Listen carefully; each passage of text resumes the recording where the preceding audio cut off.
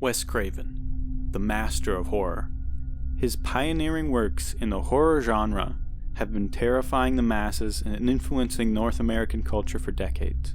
On today's episode, we'll be discussing possibly his best-known character, Freddy Krueger from the Nightmare on Elm Street franchise. Freddy Krueger, a disfigured man donning a fedora and his signature red and green striped sweater, wielding knives as fingers, terrorizing and ultimately killing his victims while they slept. What do the unexplained deaths of Hmong refugees have in relation to the Nightmare on Elm Street? Today we'll discuss how the real-life horrors of the Vietnam War and the Cambodian killing fields influence one of Wes Craven's horror classics. Welcome to today's episode of The Cabinet of Dr. Mystery. I am your host, Dr. Mystery. Did you know I'm utterly insane? Reports that have been made by credible observers of relatively incredible things. What an excellent day for an exorcism. Be afraid. Be very afraid. I am the devil, and I am here to do the devil's work. Whatever you do, don't fall asleep. Welcome to today's episode of The Cabinet of Dr. Mystery. The podcast, it's going to evolve as we grow and as we build our archive of episodes. I really just needed an outlet for my vast knowledge of aliens and conspiracies, cults, hauntings, all that good stuff. We'll be discussing unexplained deaths and disappearances, origins of monsters and mythical creatures, and more supernatural occurrences. Now, in order to discuss the Vietnam War and the Hmong people and how that inspired Freddy Krueger and Wes Craven's horror classic, The Nightmare on Elm Street, we need to do a little bit of research into the Vietnam War to begin with. For that research, I watched the Split Horn documentary. In addition, I read the PBS article about the family that appears in the Split Horn documentary. For information about the Vietnam War, I looked at the Encyclopedia Britannica website. For information about SUNDS, which we'll get into later, I watched the Nightmare documentary. For information about Wes Craven and the Nightmare on Elm Street, I read the John Woolley book, Wes Craven, The Man and His Nightmares. Along with that, I also watched the Never Sleep Again documentary about the making of A Nightmare on Elm Street. I just want to make it clear that I'm not a historian. I will never claim to be. I'm simply attempting to give some background on the subject of the Vietnam War. I understand that I may pronounce a few things wrong. I understand that there may be things that I misinterpreted or I misread. I'm absolutely open to being corrected or being put in check. This is the first episode in the podcast, and I've never really done a podcast before, so you'll have to bear with me. It'll get better as we go. I'm really excited to see this grow, and I'm hoping that these episodes will take off. To begin today's story, we have to go back to the Vietnam War. Now, for decades, Vietnam was fought over by France, Japan, the Soviet Union, and China. Vietnam eventually split into a communist north and a capitalist south. I want to make it clear, though, from all my research and everything that I've looked at, it wasn't strictly North versus South Vietnam. It was North Vietnamese communists and South Vietnamese communist rebels, known as the Viet Cong, that wanted to overthrow the South Vietnamese government and reunite the country. The U.S. entered the conflict in March of 1965. The Hmong people living in Laos were recruited to fight alongside U.S. forces. Neighboring Cambodia and Laos are subject to U.S. forces dropping bombs and military invasions. Over 3 million people died in the Vietnam War. Half of those were civilians. By the end of 1972, President Richard Nixon ordered the withdrawal of U.S. forces, with the last of the U.S. troops leaving Vietnam in March of 1973.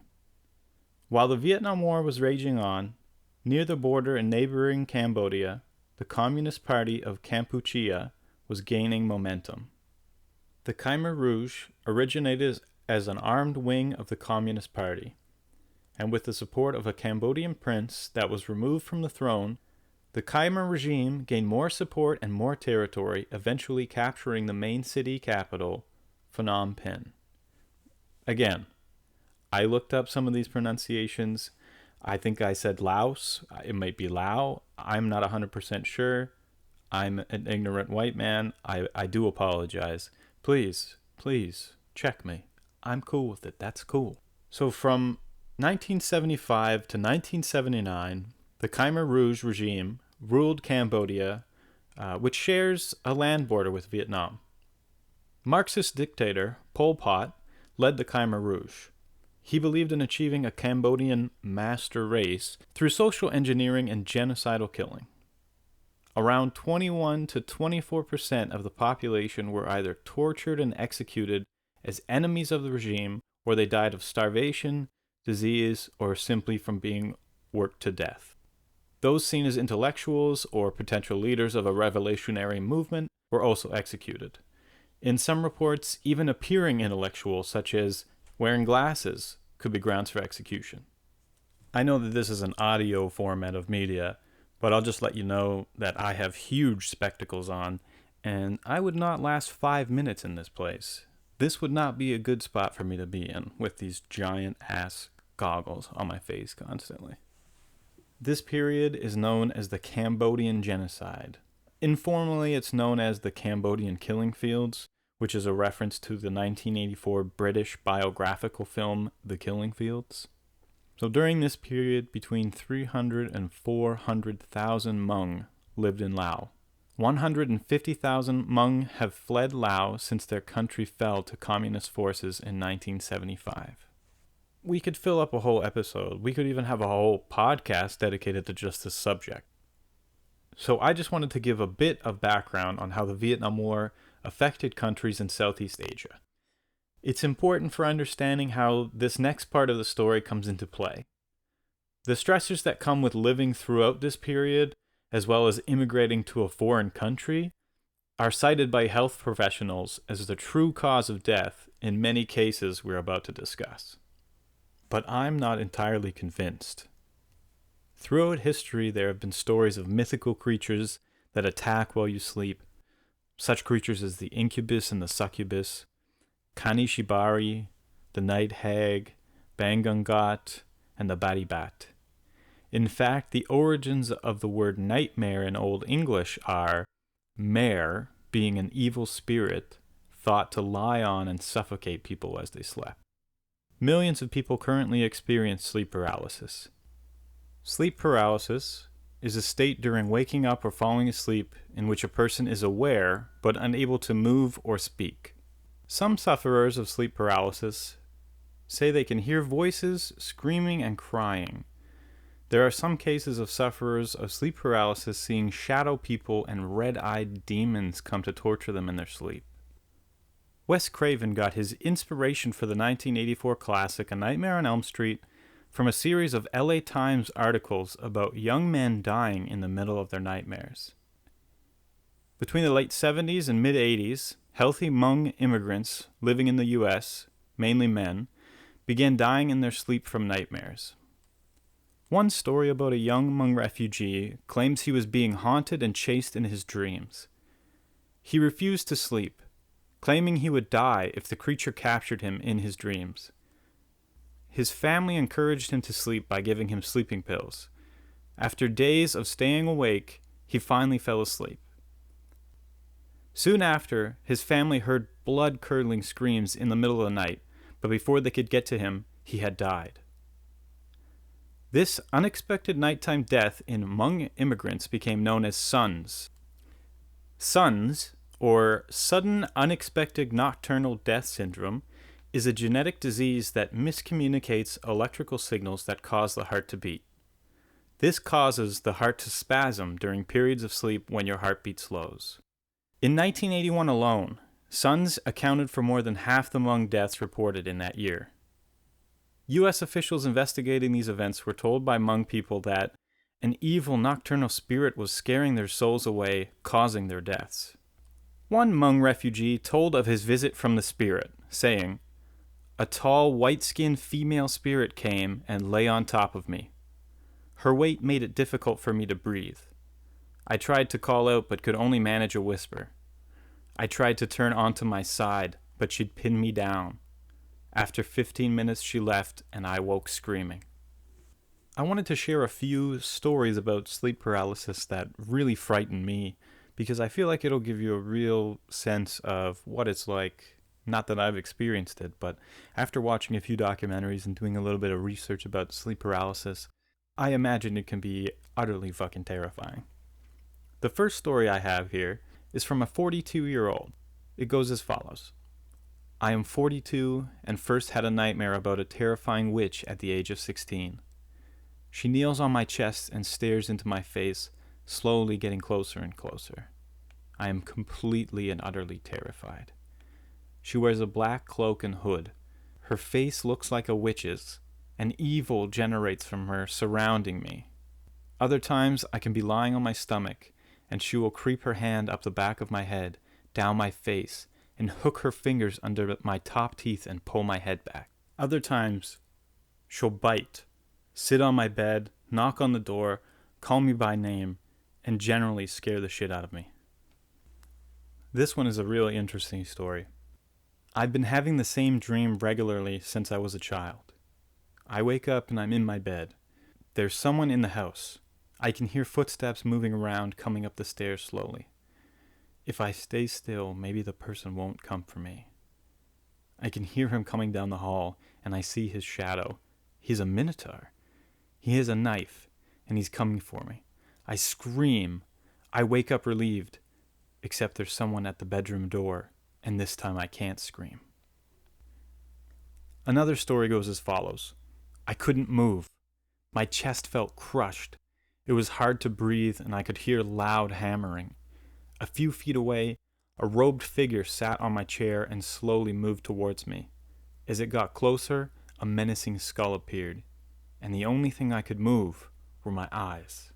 A lot of people with sleep paralysis experience just that, a paralysis, but a lot of people experience a deep pressure, a sense of being forcefully pushed down on your chest or your whole body. This is a really interesting story about that sensation. It happens every time I fall asleep on my back.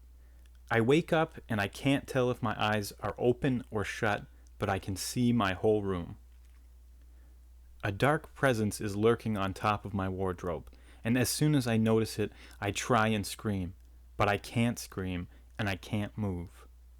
The darkness slithers down the side of my wardrobe, across the floor, and it looms over the end of my bed. Then it creeps all over me, trying to invade every orifice.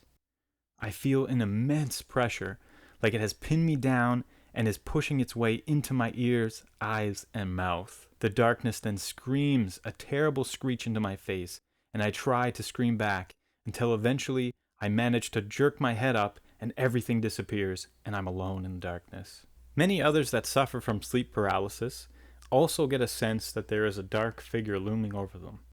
Here's another story.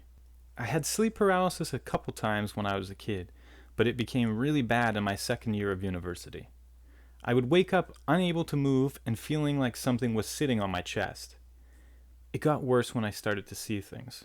Always in the corner of my room, a dark figure I knew was watching me.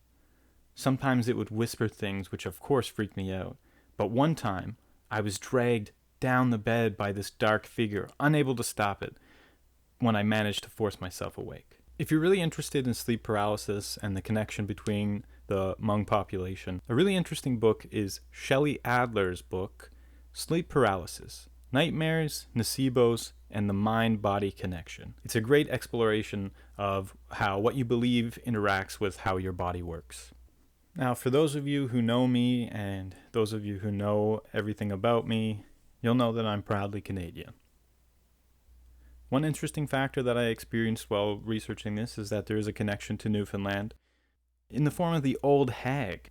First heard of in the 1890s in a small piece about the hag in the Journal of American Folklore. The Memorial University of Newfoundland Folklore and Language Archive has collected people's accounts of their experiences with the hag and the ways they rid themselves of her. David J. Hufford wrote a book dedicated to his research around the hag. In this book, he describes the hag as a witch-like, wrinkled and withered old woman with long white hair. She can appear in doorways, in the bed, or even crawl on top of people and sit on them or pin them down. The legend is so pervasive that locals have turned to using her name as a verb to describe their experience, such as, "I was hagged last night," or "the hagging happened 2 nights ago," or "I got hag-ridden." Hufford reports that people thought they could summon the hag by reciting the Lord's Prayer backwards and kill her by sleeping on their backs with knives or boards with upright nails against their chest designed to stab her when she sits on them. Some people in Newfoundland have also accused other people of, quote, hagging them, or summoning the hag to haunt them out of jealousy. Nouveau magazine describes sleep paralysis as a horrible combination of hallucination and lack of muscle control caused by entering REM sleep too quickly. When we're asleep, we have limited control over our muscle groups and we dream. And during sleep paralysis, the body and the muscles are in REM sleep, but the mind is partially conscious, which can cause a waking nightmare or some of these hallucinations. One thing that kind of baffles me is that there's plenty of explanation about why our body enters REM sleep too quickly, or why we're hallucinating, or why we're being paralyzed, or why we're seeing these figures, why we feel that sensation of being pinned down, why we feel that heavy breathing. But there is no explanation of why these people are all seeing the same thing. There's multiple different night hags or night demons or nocturnal demons that visit people, but it's interesting to me how people in certain communities all see the same creature. You know, you may have the baddie bad or the bang gun god or the night hag or old hag. You may see and hear that there's various different forms. For instance, one of the stories that I heard was about a young man who, when he was a child, he was in his crib and he was approached by 2 alien-like figures. Except for their skin wasn't what you would assume with aliens being green or gray. Their skin was like the texture of television static. And that to me, just in itself, is absolutely terrifying. Feeling like you're caged with the way that a crib looks from the inside. You're caged up, and these 2 enormous figures with television static skin climb into your bed and start tickling you or prodding you. Terrifying. Now, with all these stories of sleep paralysis, the one thing to really remember is that all of these stories have one thing in common. These people didn't die because of their sleep paralysis. So these Hmong men and 1 woman, I believe it was 117 people, Hmong people, died because of SUNDS, whereas it was 116 of those were men. Now, these Hmong refugees, they experienced sleep paralysis, but they weren't lucky enough to recover from it. They were dying in their sleep. It became a real epidemic, a real crisis in America. The important thing that I felt was the strong connection that this has with the idea of Freddy Krueger, with the idea of that figure haunting you in your nightmares, and that real connection that Craven brought out into film. One of my favorite quotes, I'm not even sure who this is from, I've just heard it a million times, is that the best stories have a little kernel of truth. I think that's really true in this case, where Wes took an idea or a story that he had heard in real life happening to young Hmong refugees, and he took that and he made a whole concept of this terrifying figure haunting you in your nightmares. But he took it a step further. He incorporated religious aspects. He incorporated that separation between your parents and the children, where you ask your parents for advice, or you beg your parents or plead your parents to help you, and they don't take you seriously. I felt a profound sense of dread the first time I watched A Nightmare on Elm Street, so much so that I continued the series. I don't know if that's weird. I don't know if I'm weird. All I know is that I really enjoyed the supernatural element to this series. He combined that slasher, horror thriller with that idea of sleep paralysis and the idea of having someone control your dreams and come out of your dreams and attack you in a physical, real way. Wes's inspiration for Freddy Krueger can clearly be seen here. Although he created a whole new monster in the form of the disfigured child killer, remnants of stories of the mythical creatures and sleep paralysis remain. So if you look at these incidents of Hmong refugees and you look at the actual storyline of A Nightmare on Elm Street, you can see that some correlating factors include Nancy's parents ignoring her pleas for help. Throughout the film, Nancy is asking her parents for help, speaking to her mom about advice, and trying to get her dad to help her out with Freddy, and nobody believes her. She keeps begging and she keeps asking, and she's trying to do everything she can to ask her parents and plead with her parents to have them help her with Freddy, help her combat Freddy. And throughout the Hmong refugees stories, you can see that they're all asking for help. They're all asking their parents, or they're talking to family members that are older than them. They're asking them for help. And in the film, you can see that that's clearly where Wes got his inspiration for that trope in the movie. Another clear correlation is the caffeine and the sleeping pills. Throughout the film, you can see that Nancy is using pills to stay awake. In addition to that, she also has a coffee pot in her room, and she's constantly telling people, don't fall asleep. Another clear correlation is that simple fact of a nightmarish figure attacking you in your sleep or in your dreams. You can see that Freddy Krueger is such a powerful figure in the way that he can control and manipulate reality and time and space, even in later movies. Freddy is clearly a being of dreams. Another interesting fact about Wes Craven, something that I personally can relate to, is the idea of growing up in a religious household. He was always taught that if he sinned, he was going to hell. And there's clearly a big correlation between Wes and his religious beliefs and how he was brought up. You could look at Freddy Krueger as a satanic figure, or as Satan himself. You could look at his boiler room as hell. You could look at the flames that he's burned by as the flames of hell. And that's a really interesting thing for me, and something that was really pointed out in the John Woolley novel that I'm reading. In a New York Times article, Robin Finn wrote that young Wes Craven, quote, had the impression he would burn in hell as a non-believer. That's frightening. That's terrifying. That's something that I've also obviously experienced with my religious upbringing, is that literal flaming hell that you're going to burn in agony forever. When asked about the impact his religious upbringing had on his creative career, Wes Craven said the following: I don't think there's any way all that stuff couldn't have had an immense impact on every facet of my life, frankly. Certainly the descent into hell or Hades was intentional with Freddy. I didn't think of him as Satan so much because his antagonism is more localized to something the parents did, and he takes revenge on their children, which is again biblical, with regards to the sins of the parents being visited on their children.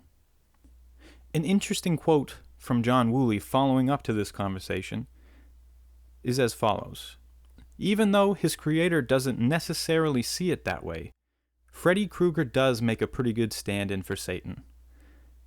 Like the devil in serpent's skin, whose successful temptations get Adam and Eve banished by God from the Garden of Eden, Krueger is a deceiver and a trickster, delighting in suffering and misery. Another interesting background on Freddy Krueger was that Wes Craven was visited by the physical archetype for Freddy Krueger. As John Woolley writes, one night, Craven was drowsing in his bedroom of the family's second-story apartment when he heard a noise in the street below. He went to his window and peered down to find, shockingly, a stranger in a hat and an overcoat staring up at him. When the man shuffled to the door of the building as if he was going to enter, Craven woke up his brother, and the two of them, armed with a baseball bat, went looking for the intruder. When the boys went looking for the man, he was nowhere to be found. Wes Craven commented on the incident. Nothing actually happened. The guy was probably just a drunk, but I never forgot that feeling of the potential that existed for an adult to take amusement from terrifying you. So that guy got the vote when it was time to create Freddy. Craven actually got the name Freddy Krueger from a high school bully that used to try to beat him up. Another interesting fact about the series is the use of Elm Street. The name was chosen because of how common it is in America, but also because it was the street where JFK was assassinated on. Craven has stated that he thought of Elm Street in reference to the JFK assassination as where innocents died. If anything, the background and inspiration behind the movie makes Freddy Krueger and the Nightmare on Elm Street series all the more terrifying. Thank you so much for listening. We'll catch you on the next episode. Make sure to leave us a review, rate us, and subscribe or follow for more. This episode is produced by Not What We Say. To view more, visit us at notwhatwesay.com or check out our Instagram handle @CabinetOfMystery. Please leave us a review if you enjoyed the show, and let us know what topics you'd like to hear in the future. You can contact us either on the socials or at mysterycabinet@gmail.com. Again, thank you so much for listening, and please subscribe for more episodes.